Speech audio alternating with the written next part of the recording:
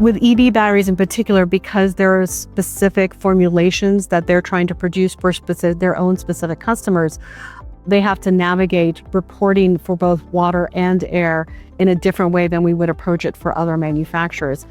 To use air as an example, because of the different formulations, you have a variety of VOCs, volatile organic compounds, and air toxics that you have to report on, but also be tracking accurately. You have to develop systems in the various facilities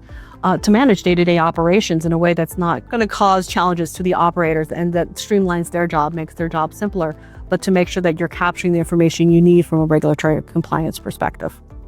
So with clients that have those battery manufacturing facilities that maybe are in the Midwest and then a separate facility in the Southeast, and then you cross over to the Pacific, there are different regulatory compliance requirements in each. We've run into clients who have an existing facility, maybe in one location, and they assume that they can use that facility's compliance plan for their own, not realizing that each state has their own nuances and requirements. So we can help them navigate that and streamline the process, building off of what they have so that they